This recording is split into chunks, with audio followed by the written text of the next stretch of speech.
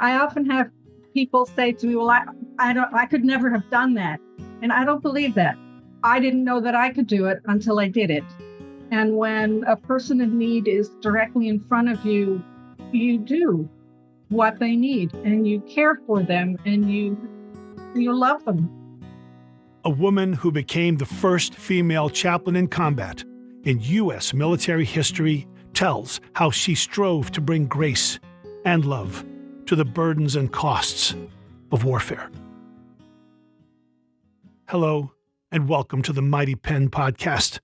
I'm David L. Robbins, your host and founder of the Mighty Pen Project, a free writing program for veterans and their families, in partnership with the Virginia War Memorial Foundation in Richmond, Virginia.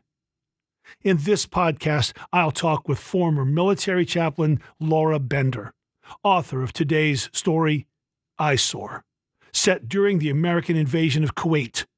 Laura served with the Navy and Marines for almost 3 decades.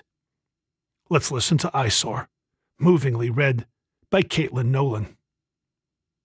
There's something in my eye. Sand. Always sand. But this feels bigger than that talc-like stuff that blows around us constantly.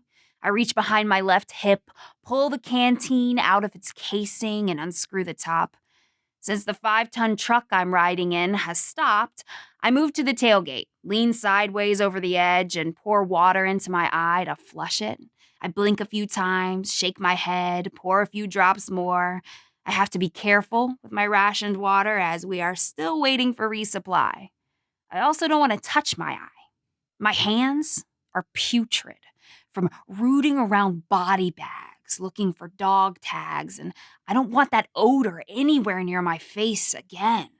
It was a problem last night because I curl up with my hands near my cheek while I sleep, and between the smell and the hard, dusty ground, I didn't get much rest. April 1st, 2003. Our journey started in Kuwait, a country that, for those who were part of the invasion force, seemed to have a K at the beginning of its name for no apparent reason. What do you do there? You wait. We waited nearly 30 hours for airlift, sitting in rows in the blowing sand with all our gear. Before that, we had waited 48 days, the last few of which had been exhausting, with scud alerts requiring us to take refuge in the bunkers every hour and a half. Anxiety was overabundant because of lack of sleep and clear directions. Get in rows of 24. The helos are here. Belay molasse. Go get chow. If you're eating chow, you're wrong. Bunkers, bunkers, incoming scud. Why aren't you in rows of 32? These orders were given at full volume, accompanied by language that got bluer by the hour. It reminded me of an email I had received while still at Camp Lejeune. Pray that the enemy is so confused they can't fight. Sitting there, listening to these senior enlisted corpsmen bark orders, I wonder if it had not been the Iraqis who sent that message. But still we sat and sat. Trauma nurses, psychiatrists, surgeons, and anesthesiologists, a podiatrist, a dentist, a plethora of hospital corpsmen, and me, their chaplain, on our butts, in the dirt. April 2nd, 2003. The morning we left for Iraq, black soot from burning oil fields hung heavy on the horizon, a huge contrast to the brightness of the sun as it emerged over the sandy expanse of the desert. Instead of the helicopters for which we had waited, we flew in 2 C-130s, huge transport planes that usually carry cargo, but could be rigged with web seats for passengers. We flew like cargo, without seats, sitting on top of our gear, legs around the person in front of us. With no other restraints, we relied on our enmeshed bodies, covering every inch of the hold to keep us in place. One corpsman, the last to enter before the cargo door closed, could only squeeze into a spot by sitting backwards. The only face I saw during the flight continually threw up in his helmet. At the time, it seemed much less stressful to watch him vomit than to think about our current situation. Flying into a war zone in a plane flanked by 4 armed Cobras. Small but deadly 2-seat Marine Corps attack helicopters prepared to intercept surface-to-air missiles, before they could shoot us. If I had kept focus on that, I would have been filling my own helmet.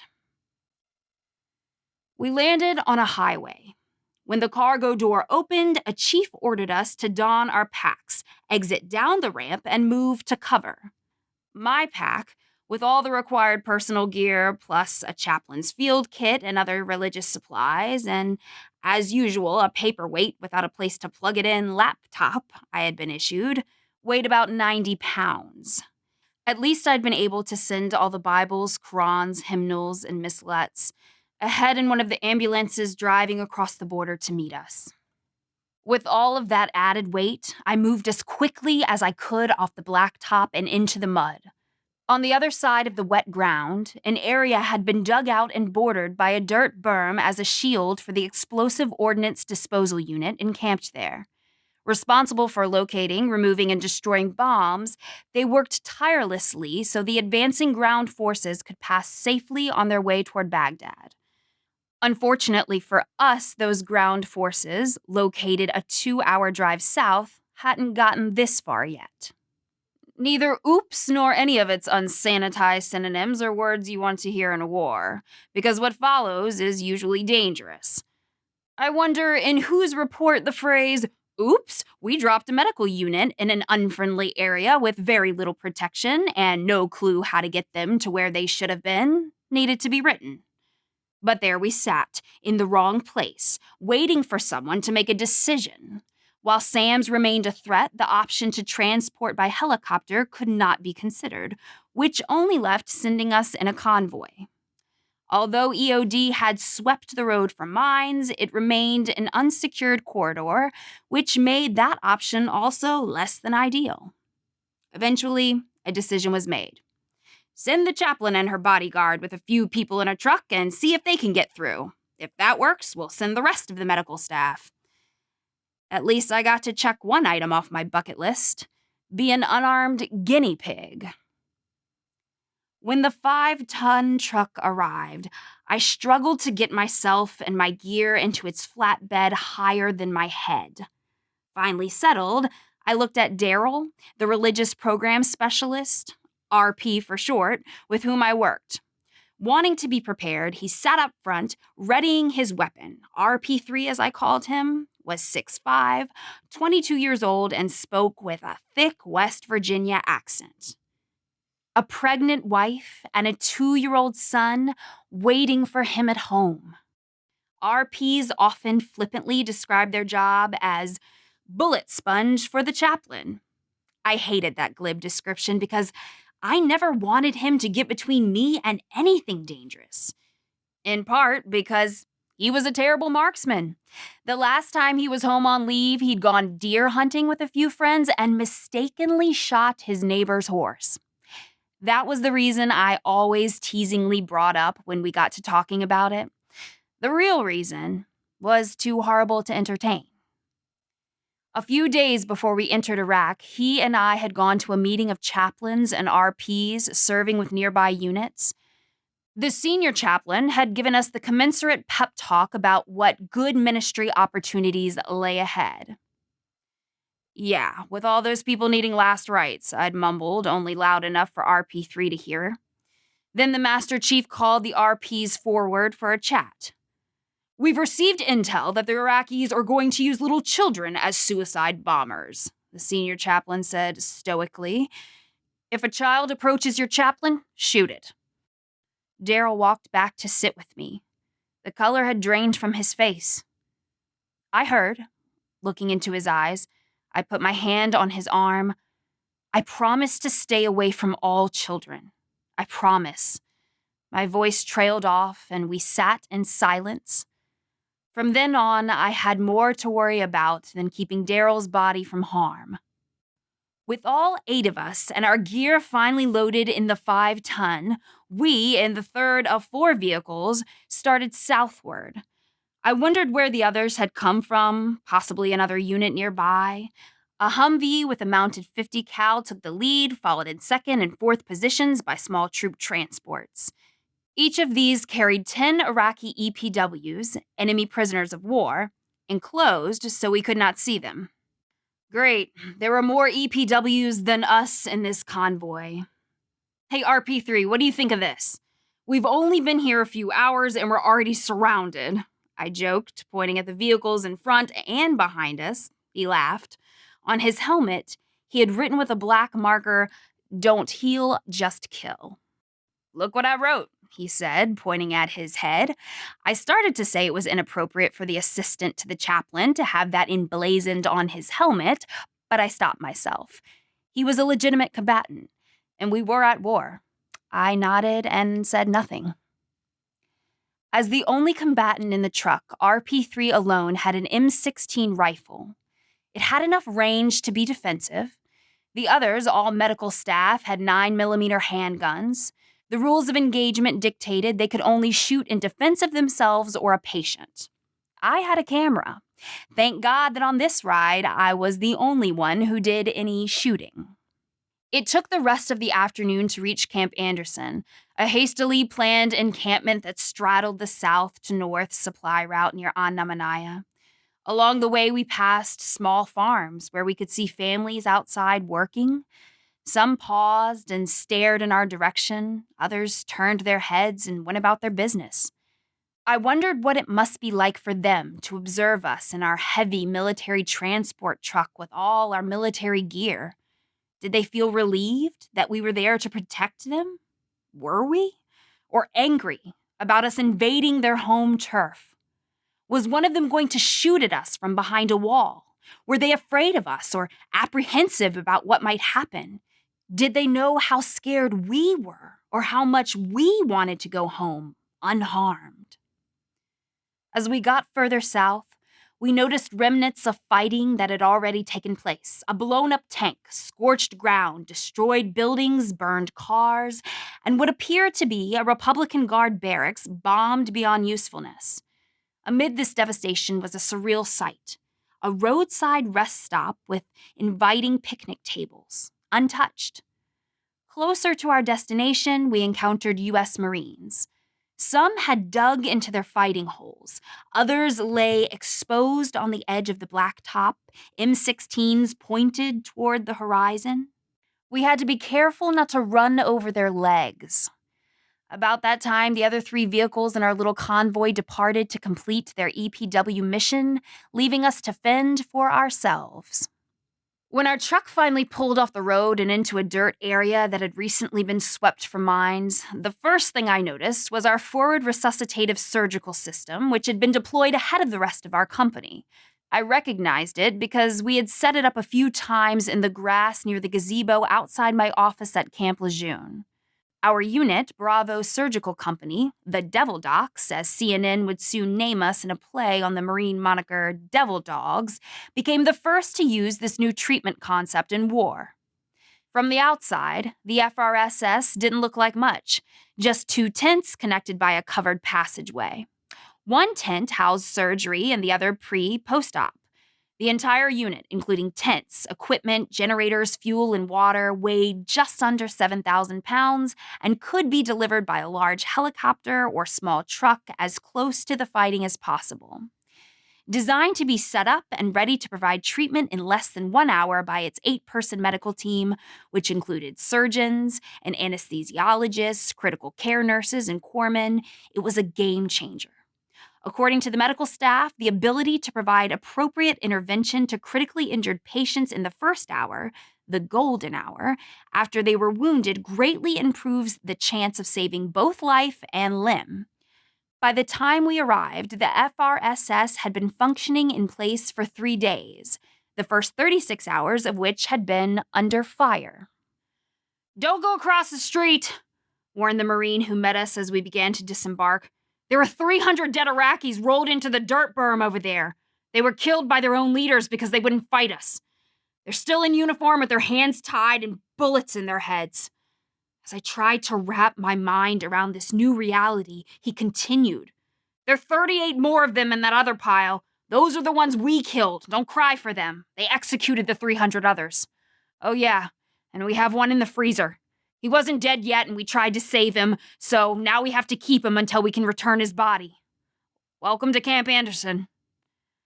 Noticing me, he said, Hey, chaps. Nice to see you. Just then, an anti-tank mine exploded very close to our cleared space. It had been activated by pressure from the rotors of one of the helos delivering the rest of the Devil docks. The deafening noise and strong concussion got everyone's attention. Because of that, no one needed to have the order, "Stay inside the dirt berm where the ground's been swept," explained when it was given to us later. "Why didn't everyone else drive here like we did?" I asked the nurse. "They determined that the roadway wasn't safe enough. Nice to see you made it, though." As it was almost dark, word got passed. Find a spot, get some sleep. More than ready to comply, I unrolled my sleeping bag and isomat, the inch-thick foam rubber that would be my mattress for too long. Then, with urgency this time, word was passed again. "There are approximately 50 Republican Guard in the tree line across the field. Get below the level of the berm and maintain light restriction." I shut off my flashlight. RP3 was next to me in an instant. "Against the berm, ma'am," he said, suddenly very serious. We dragged my gear toward the long pile of dirt. As he dug partway into it, I unrolled my bed and slid it up toward the hole. He crawled away for a few moments. When he returned, he said, "You've got company." Two of his Marine friends were dragging their gear in my direction. One set up on my right, the other across my feet. RP3 took position on my left on his stomach with his M16 ready. Overhead, a long-range missile whizzed to a distant target. A bright spot appeared on the horizon. We waited. A few more lit up the sky on the other side of the berm, reminding me of the line from the national anthem, and the rocket's red glare, the bombs bursting in air. "No talking?" said a stern voice in the darkness. A female voice replied, "But I have to pee." "There is no peeing tonight, ma'am," the voice responded, and that was that. I suppose I should have been frightened. Lying on the ground in a battle zone with no weapon to defend myself. Instead, I felt humbled and grateful that two United States Marines and my RP who knew me so well had positioned themselves to defend me with their lives. Under their protection, I soon fell asleep. I slept soundly, which proved to be a real blessing considering the work that lay ahead.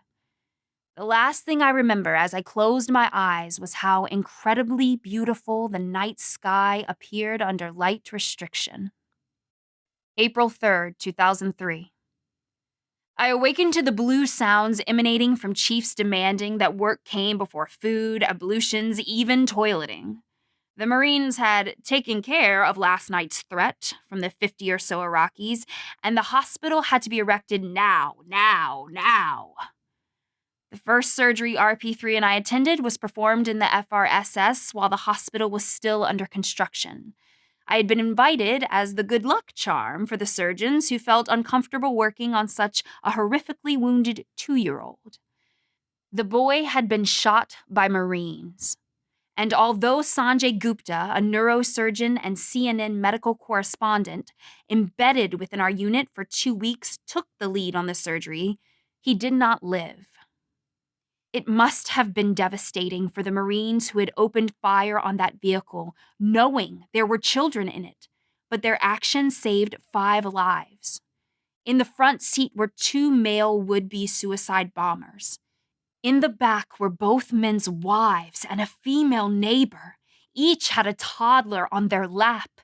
In the trunk was an incendiary device. The women and children were forced to ride in the vehicle in hopes that the Marines would be too tender-hearted to stop the men who wanted to blow up the checkpoint. The men were killed. The child was collateral damage. The child's mother was wounded, but alive. The others were at least visibly unharmed. When Dr. Gupta cut into the brain of this child whose hand had been traumatically amputated, RP3's face turned ashen and he began to sway. Seeing his distress, I suggested that he could protect me better outside the tent watching for bad guys. He departed in an instant. That concept was reinforced later when he wandered into another tent and found me standing next to the boy's mother as her intestines were being pulled outside her body so that surgeons could search for shrapnel. "Just letting you know I got your back, ma'am," he said as he quickly exited. "More than just our backs need protecting, Daryl," I mumbled, as I wonder who we'd all be when this was over. It took several hours to set up the tents for the Echelon 2 Field Hospital, which included triage, ward, surgery, admin, and dental. Our purpose was to receive patients directly from the battlefield and stabilize them for transport, ideally within 4 hours to higher echelon facilities. From there, they would either be deemed healed and return to the fight or declare wounded, ill, or injured and sent home. I had just finished blessing the operating room, with its canvas walls and dirt floor, when the first patients arrived. "Choppers in the compound, incoming wounded." The person making that announcement obviously was a fan of MASH. On the way toward the helos, I actually heard several people humming the theme song. On the way back with full litters, things had changed. No longer were corpsmen faced with melaged patients in a pretend scenario like they had rehearsed countless times at Camp Lejeune. These people were real. They were gravely wounded, and most were young, the same age as many of the corpsmen carrying the litters from ambulance or helo to triage. A sudden soberness came over these young sailors, many of whom had never seen such wounds. Even the senior surgeons were at times overwhelmed, not so much by the level of the wounds, but the sheer volume of wounded. RP3 and I took our place near the entrance to the triage tent as the initial patients, 3 Marines, arrived. The first had shrapnel in his arm and wrist, and the second a bullet in his shoulder. "I don't know what you want to do with him, but we were told he's yours," 2 corpsmen said as they deposited a body bag enclosing the third at my feet. "Bullet in the stomach and in the leg, he bled out. Oh, and he pushed his friend out the way. I was told to tell you the friend doesn't know he is dead. When they finish his shoulder, you gotta tell him." They hurried away. I gazed at the black bag labeled human remains, 1 each. Kneeling, RP3 and I found the zipper and opened the bag. Dog tags. Catholic. Taking out the laminated card containing faith group-specific prayers for the dead and dying, I read the act of contrition.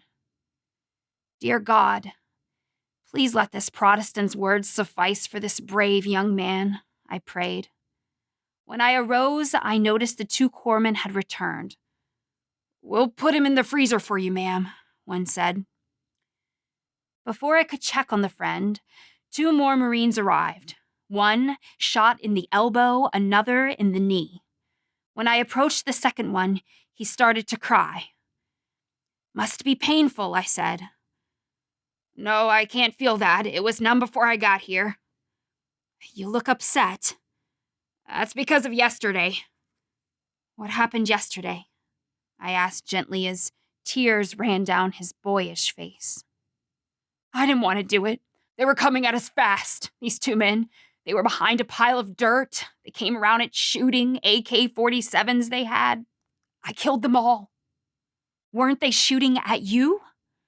"Yes, but one was holding a 5-year-old in front of him, and the other had a 12-year-old. Girls, young girls. I shot them all." "We are going to sedate him now," the nurse said. As he drifted off, I said, "The men who introduced these girls as shields on the battlefield killed them. You protected your Marines." I hope he heard me. Needing a break, I went over to sit on my isomat by the berm. The required heavy charcoal-lined jacket and pants over my uniform and flak jacket, worn in case of contact with chemical or biological agents, was unbearable in the 105-degree heat. I rummaged around in my pack for a small bag of peanuts and a tangerine I'd taken from the chow hall in Kuwait, my first food of the day.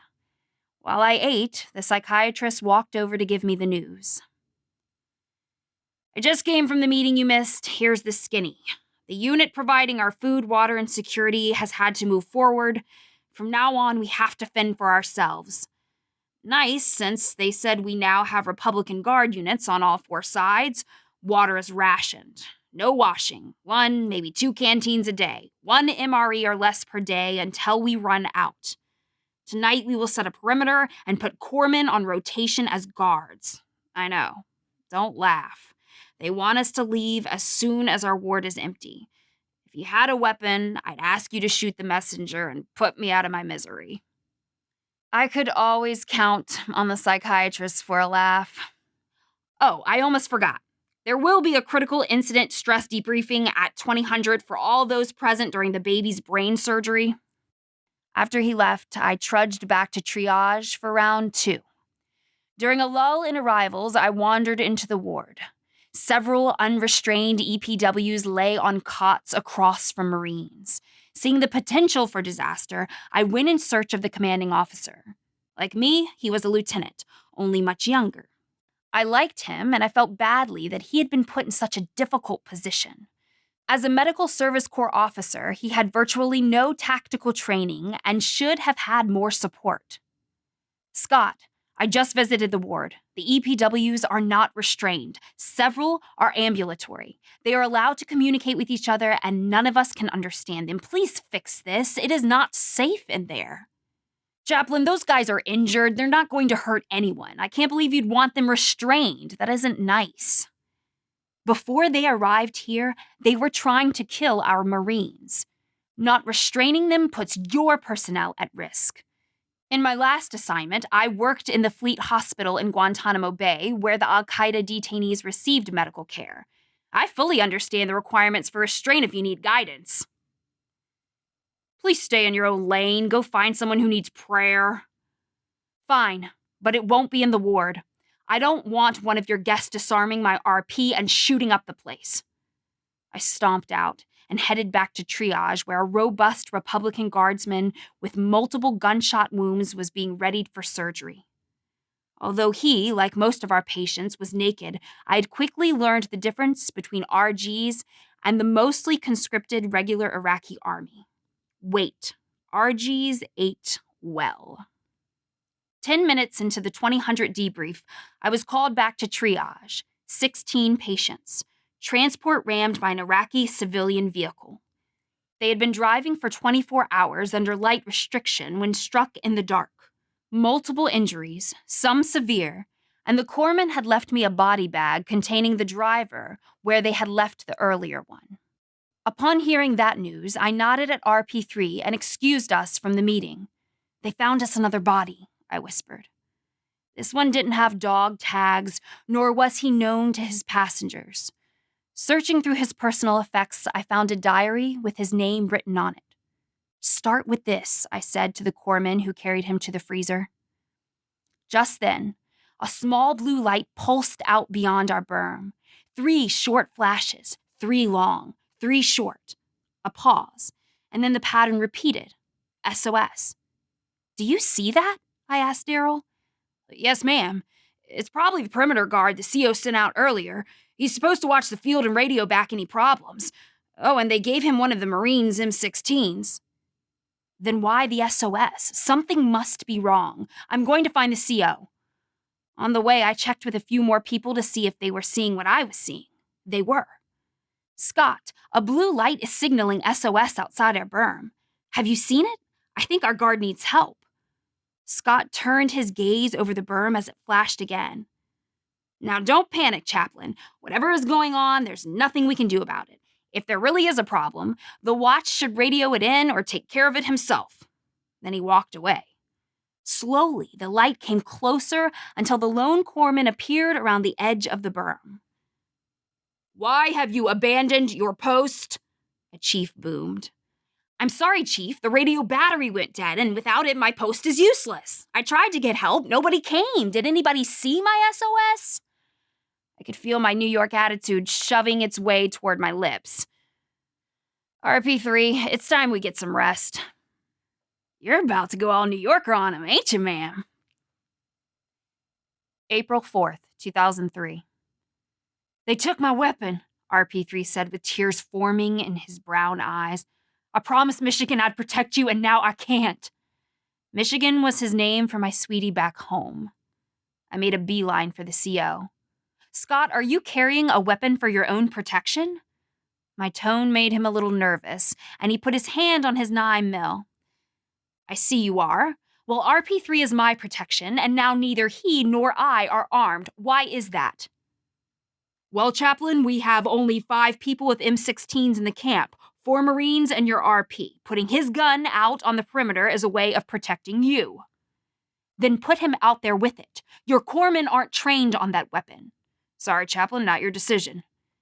I mumbled as I stomped away. If it were, it wouldn't be this stupid. Starving, I returned to my ice mat to search my pack for food. Last night's dinner of 6 crackers had not been filling, and my stomach was letting me know. Pulling out my prized packet of MRE spaghetti, I ate it cold. By this time, a guard had been placed on our camp's food and water supply since we were nearly out. It would have been sufficient if we had been able to move forward in a day, but Camp Chesty, 37 miles south of Baghdad, which would be our next place to set up, had not matured as quickly as planned, so we had to stay put. Starve and dehydrate here or get shot at Chesty. Hard to choose. I poured a drop of water on my toothbrush, cleaned my teeth, took a swig from my canteen, and swallowed. Triage was full. A Marine who didn't look old enough to be there lay on a litter to my left. His hand was fully wrapped. 2 nurses were about to remove the bandage. One of them stared at me, then eyeballed his hand. As they removed the gauze, I asked his full name. Calling him by his given name, I told him to look at me and not turn around. As I asked friendly questions about home and high school, out of his line of vision, I could see them debriding what was left of his hand. Please don't tell me you play piano, I thought as I looked into his blue eyes. The morning continued to be busy. 1 Marine arrived complaining of an excruciating headache, but when examined, the staff could find no visible cause until someone picked up his helmet to move it. There, lodged in the Kevlar, was a bullet. It had entered sideways in the very top of the helmet, and the lump of it could be felt both inside and out, but it had never penetrated the young man's skull. Another had been the driver of an ambushed vehicle. As he explained it, as soon as they started hearing the pings of bullets hitting their vehicle, he had felt a sharp pain in one of his fingers. Looking at his hand as he continued to grip the steering wheel, he saw blood. A bullet had hit the end joint of his ring finger and traumatically amputated it. When the shooting stopped and other Marines were able to remove the wounded from his Humvee, he let go of the wheel, and there, in his hand, caught by reflex reaction, was the bullet that had cut off his finger. 2 miracles in one day. Chaplain, you have company, Scott called into triage. With him was a chaplain with whom I had attended chaplain school. Depositing him with me, Scott departed. I'm with the CB unit across the road, he said. We've stopped for a few hours, and I thought I'd like to see a field hospital in action. I didn't know you were here. Well, here we are in action, I said, and I took him for a walk through our tented facilities. It did not take long for his face to turn an abnormal shade. As he tried to look away from the gruesome sights in our ward and fix his gaze elsewhere, he asked, Why is that person at the edge of your encampment wearing sunglasses, a poncho with the hood up over their gear, and squatting in the sand? Seeing the figure straddling a slit trench, I replied, They're trying to be invisible. That afternoon, a 3rd miracle happened. Bragging, I must say that my efforts in this matter of procurement stands out as the most appreciated service I ever provided to a unit with whom I've served. A vehicle in the never-ending northbound convoy that bordered our camp paused, creating a gap across the roadway. Through it appeared a CB driving a forklift carrying a plywood box with 3 holes cut in the upper surface. Over the top of the box was a cube-shaped wooden frame with a plastic tarp wrapped around it for privacy. The forklift wound its way between 2 helos as they were landing to deliver more casualties and headed for the far edge of our camp. Instinctively, a parade formed behind the shitter as marchers fiddled in their pockets to find paper. It was a proud moment. Shortly after what became our most prized possession arrived, there was a commotion in the ward. An EPW had gotten out of his sickbed and become loudly belligerent with the staff.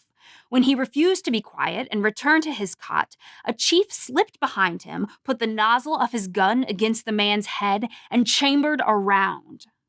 Perfect time for me to stay in my own lane. "Chaplain, someone's here for you," a voice called. Thinking the CB chaplain had returned to see if our gift had arrived, I walked towards triage. Near the entrance was another body bag. A Humvee occupant from another ambush with a bullet in his neck. It had entered near his spine. As I zipped the bag closed, I could not take my eyes off his entry wound. It was so small and so near the nape.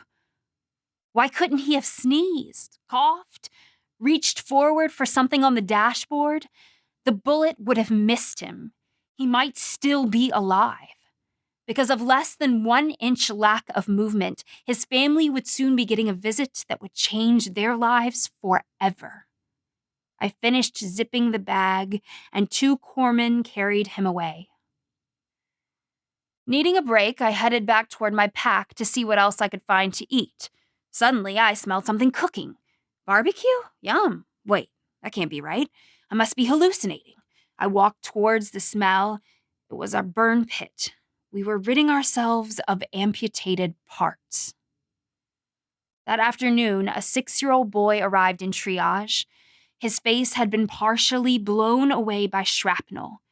It had entered under his chin and exited through what had once been his upper lip, nose, and left eye. He was conscious and crying for his mother while they worked on him. Several of the staff became overwhelmed and had to leave the tent, including one of the surgeons. I followed him outside to comfort him. When I placed a hand on his shoulder, tears ran down his cheeks. "My son is his age," he stammered. In silence, we stood together until he stopped shaking. "We are 1 deep in your specialty. Are you ready to go back in now? That boy needs you." I took his hand, said a quick prayer for strength, and we both returned to our duty. That night, a Marine in his late 30s arrived with the back of his head blown off. Our surgeons consulted with Dr. Gupta, and it was determined that the man only had brainstem function remaining and would never recover from his wounds. He was therefore categorized as an expectant. An expectant is one whose wounds are such that they will not survive being transported to receive more extensive care, would have no benefit from that care, or whose level of need would overwhelm the personnel and material resources of the field hospital. Medical staff, who are trained to use every means possible to save a life, have great difficulty with the thought of letting someone die by doing nothing. Therefore, expectants, like the already dead, are the chaplain's responsibility. It took this strong Marine 7 hours to die.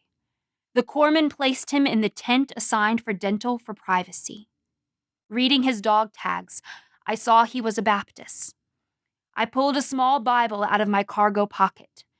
Since the dying lose their sense of hearing last, I read aloud the 23rd Psalm, the passage from John's Gospel where Jesus promises that he is preparing a place for us in heaven, and several other scriptures this Marine might find comforting.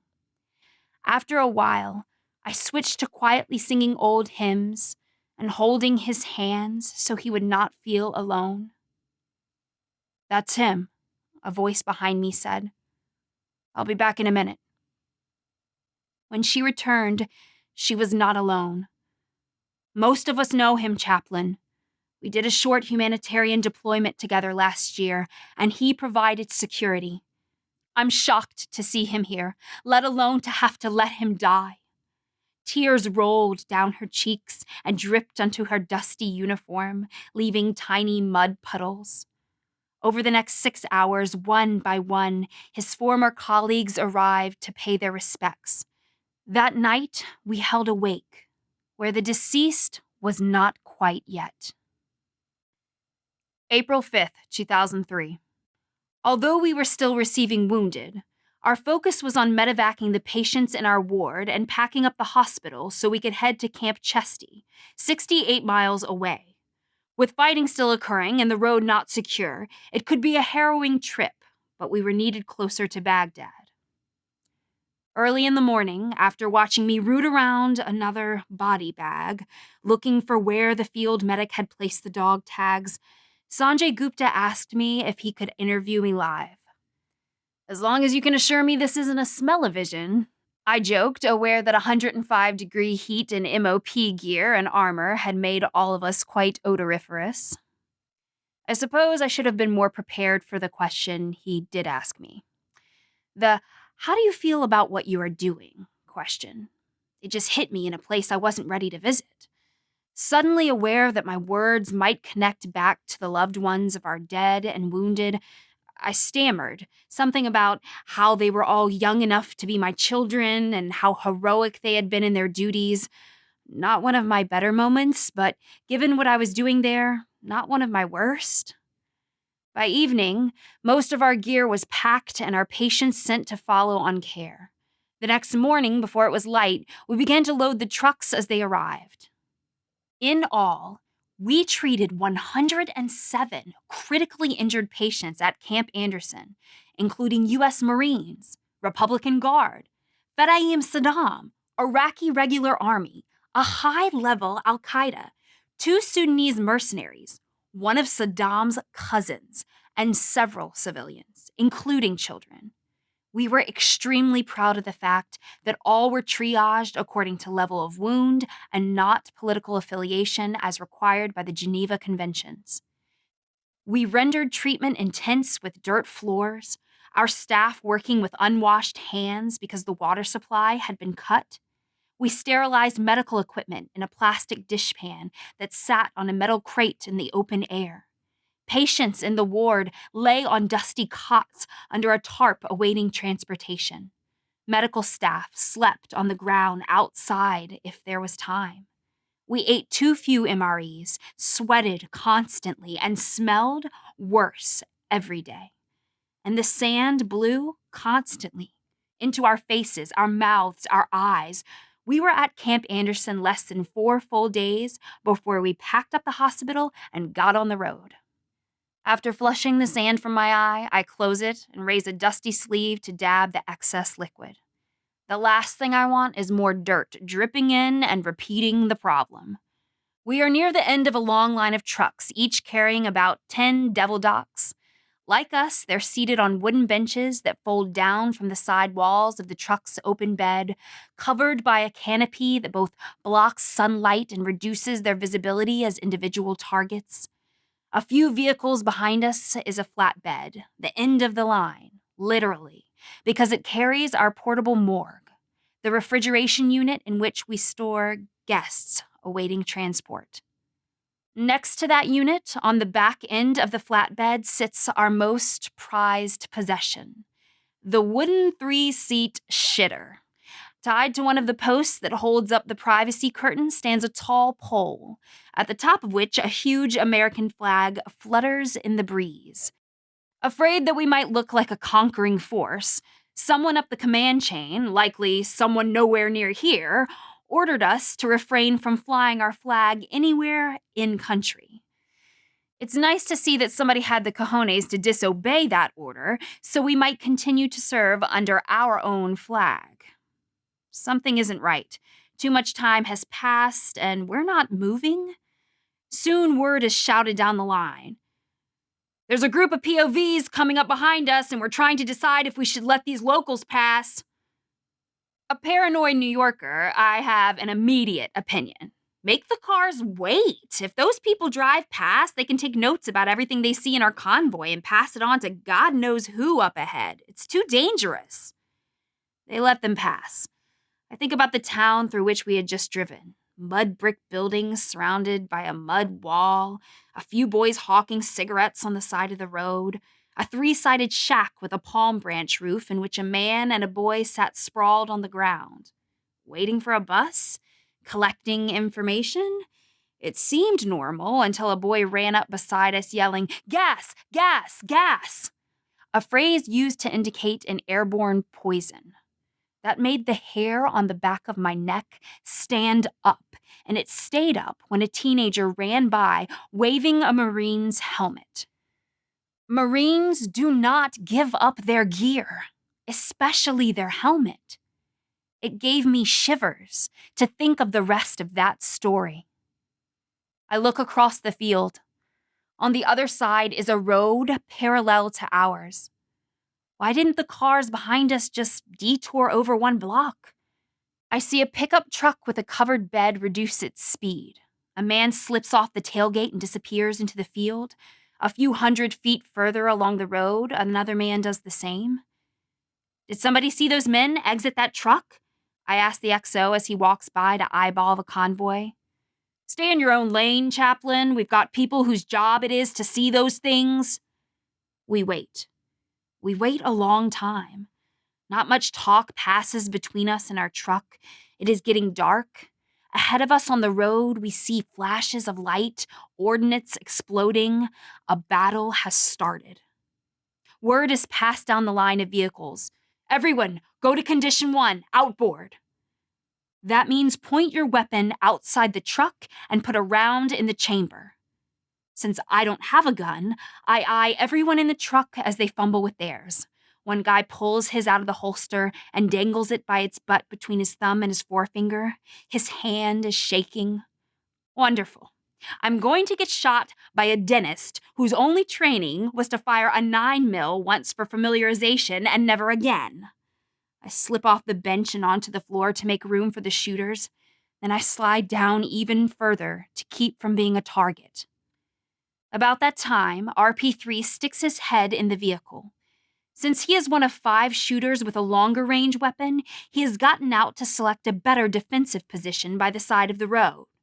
Oh good, you're on the floor. Stay there until I come back, he orders. We are all silent, listening. Word is passed again. Stow your weapons and get on the floor of the vehicle. If the Republican Guard gets past the unit ahead, they will hit us next. We wait. Again, word is passed, this time from the CO. Tell the chaplain to pray. That's all we've got. Great. Scare the crap out of everyone by pointing out how unable we are to defend ourselves. Since I cannot get out of the truck, I pray, briefly with those around me. Choppers.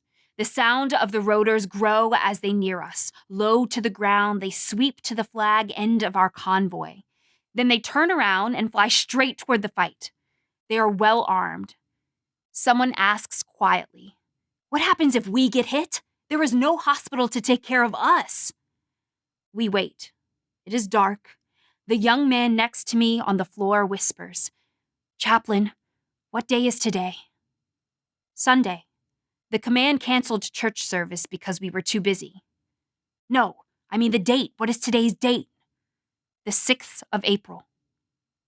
I think my baby was born today, he whispers. Congratulations. Smiling in the darkness, I move an inch closer to him. God wouldn't let a new dad die on the day his child is born. Would he? We wait, collectively holding our breaths. It is so dark we cannot see each other. Lying on the hard metal floor of the truck, I put my hands over my face. Whatever is going to get us, I do not want to see it coming. Dear God, thank you for my life. Watch over my family and friends. I wish I could have lived to marry Ken. A hymn floats into my head. It is not my favorite, just one I know.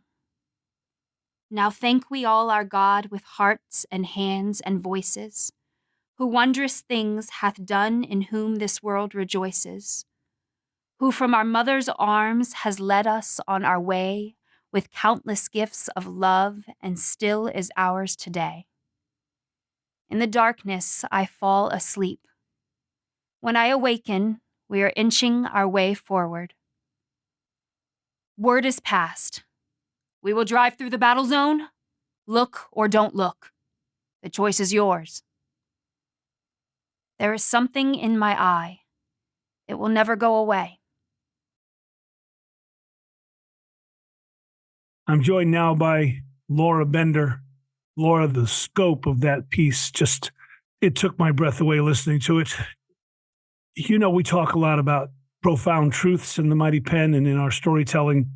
I'm going to take a shot at what I thought the profound truth of that piece was, that even in the midst of horror and confusion that war inevitably engenders, grace and heroism and even miracles move in the midst of it. Well, I think God is always with us and sustaining us, even and especially in the very difficult moments of our lives. And I think, when we are in a situation like that many people put aside their own concerns and they take care of one another in a way that doesn't happen outside of a war zone. We become family to each other very quickly, and there's a lot of grace in that. Give me the sense that you had of Daryl, your RP3. To me, he seemed to be the Greek chorus, the observer, the one who's just slightly off stage, just slightly off center, yet he's always there, suffering on his own behalf and on yours.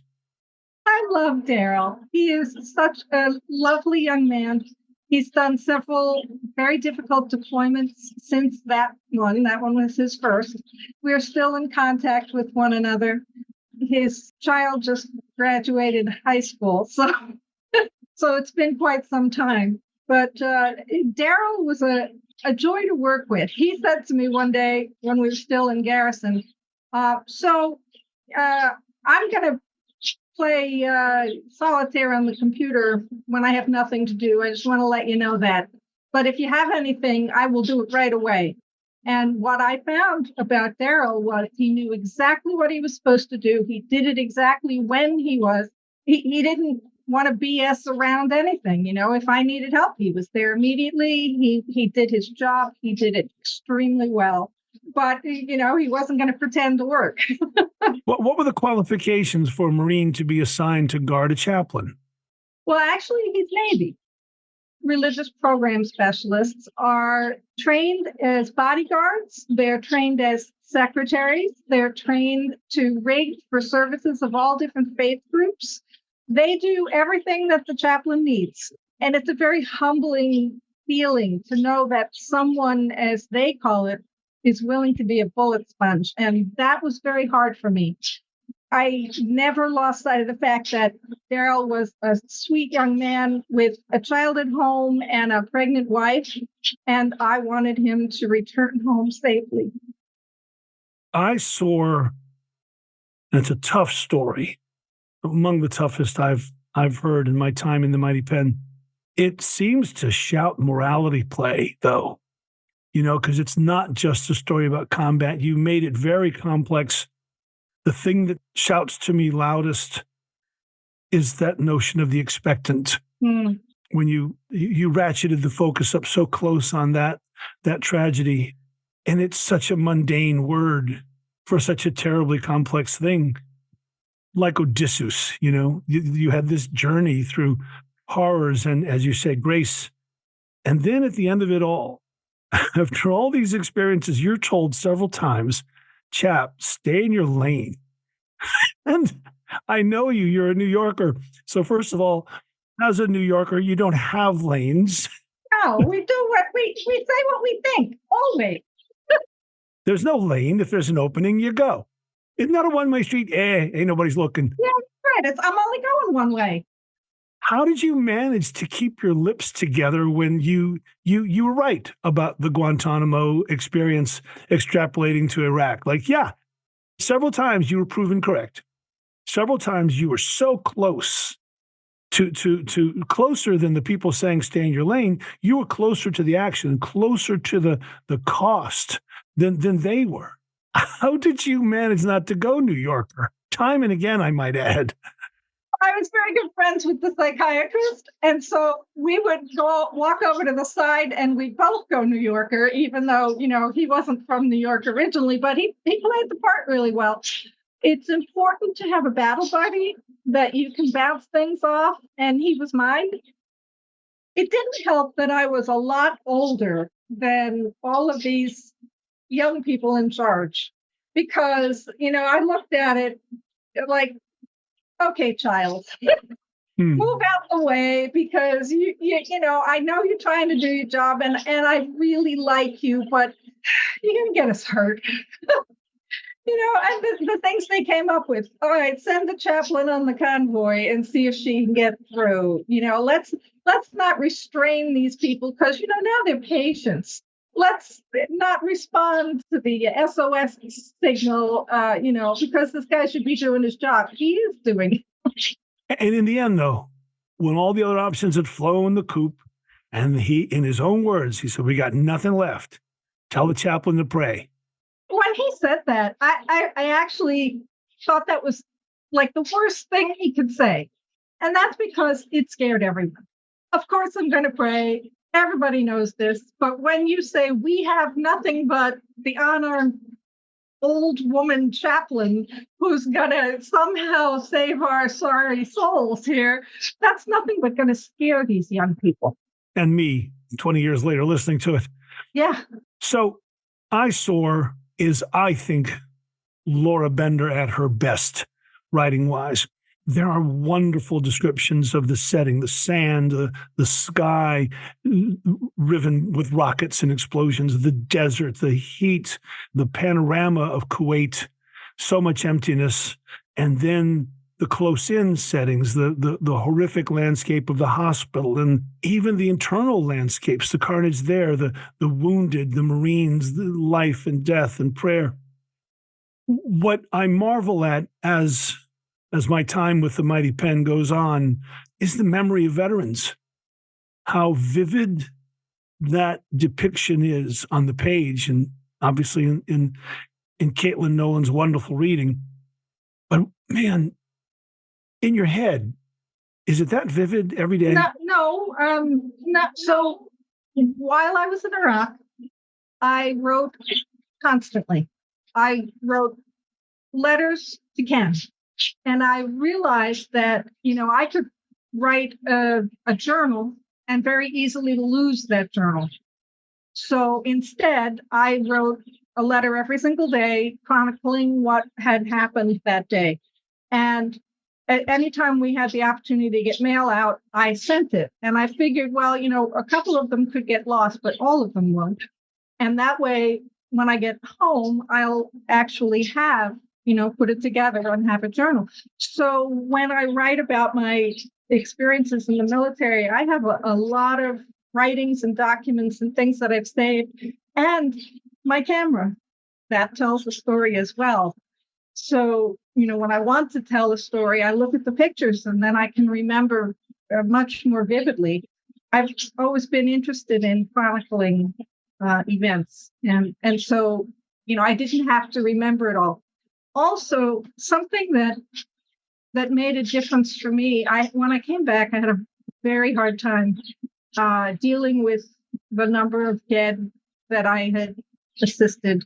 And since it was the beginning of the war, the community, especially at Camp Lejeune, they were wanting to list the dead all the time. So there would be, in the shopping mall, there was a display with the photos and the names of all those who had died so far. And when I came home, I walked into the mall and I saw this, and I burst into tears and walked out because I had been with every one of them, either that they'd been brought in a body bag or I was with them when they died. And so for me, that was just a trigger I couldn't handle for a long time. And so I took, photos that I got online of each one of the people that I had been with there that had died. And I put them all on a scrapbook page. And I said, you will always be here. I don't have to carry you in my head. And so I felt like I honored the memory because I can always go back and look at that page and recall what happened. But my head doesn't have to carry that story and those images everywhere I go. Laura, at the beginning of our interview, I opined what I thought the profound truth of Eyesore was. Can you tell me what profound truth you believe you wrote? I believe that I helped tell about how people rise to the occasion to care for one another. I often have people say to me, well, I could never have done that. And I don't believe that. I didn't know that I could do it until I did it. And when a person in need is directly in front of you, you do what they need and you care for them and you love them. And I think people can do that. They underestimate their ability because they haven't been tried. And you actually procured a shitter. Best thing I ever did as a chaplain. Best thing. So drop the mic moment. Laura, stay warm in Michigan. Oh, real quick, tell us about your ducks. Real quick. Oh, my ducks are so sweet. I've taught Frank how to give me a kiss on the lips and how to do a high five. Laura Bender, chap, my good friend, thank you for joining me today. David Robbins, my good friend, an excellent writing instructor and a wonderful mensch. Aw. Thanks.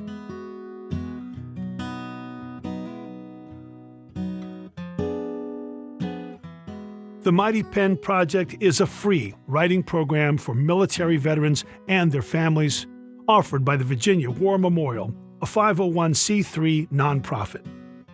If you'd like to learn more about the Mighty Pen, or just send us your thoughts, email us at mppodcast@vawarmemorial.org, or use the link in the podcast description.